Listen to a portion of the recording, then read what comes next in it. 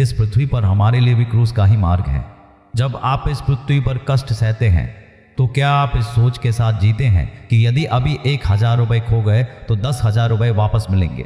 यीशु ने इस पृथ्वी पर अपने अंतिम दिनों में परमेश्वर की इच्छा के अनुसार जो त्याग किया, क्या यीशु ने यह सोचकर खुद को सौंपा था कि परमेश्वर इस पृथ्वी पर कुछ वापस देंगे? पिता परमेश्वर के नाम के कारण ही पुत्र यहाँ वह अपमान सह रहा है।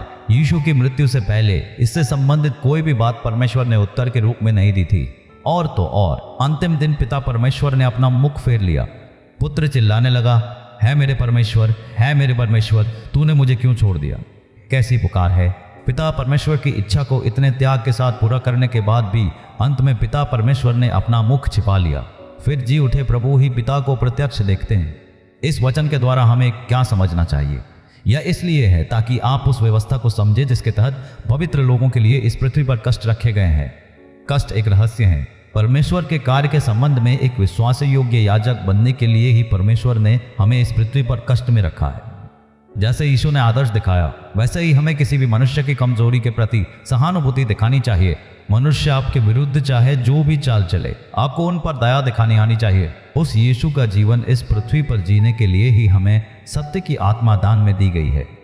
उसके वचन के अनुसार इस पृथ्वी पर हमारे जीवन की जिम्मेदारियों को हमें पवित्र आत्मा की सहायता से समझना और जानना चाहिए।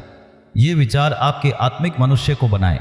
ये विचार आपके शारीरिक मनुष्य को दंडित करके गुलाम बनाए। ये विचार क्रूस का जीवन चाहने योग्य क्षमता बन जाए। परमेश्वर और मनुष्यों के प्रति निर्दोष विवेक बनने का अवसर मिले। मनुष्य के मामले में दयालु, चाहे विश्वासी हो या अविश्वासी, दूसरों के मामले में हमें दयालु होना चाहिए।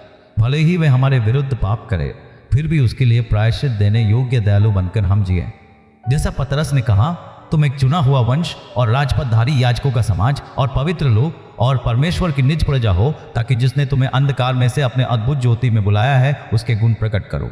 यह स्वर्गीय पदवी परमेश्वर ने हमें दी है ताकि हम राजा और याजक बने। राजा शासन करने वाला है, याजक सेवा करने वाला है। राजा से भी बड़ी सेवा याजक की सेवा है।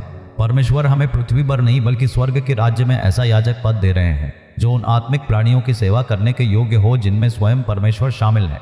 एक ही बात, यदि मनुष्य के मामले में मनुष्य की कमजोरी पर, किसी भी पड़ोसी की कमजोरी पर, किसी भी रिश्तेदार की कमजोरी पर, साथ में काम करने वाले किसी भी कुटिलों की कमजोरी पर दया दिखाने का मन है, तो परमेश्वर के कार्य के संबंध में आत्मा हमें न केवल स्वर्ग के राज्य के शासक बल्कि स्वर्ग के राज्य में आत्मिक प्राणियों की सेवा करने वाले सेवक दल के रूप में बदल देगी।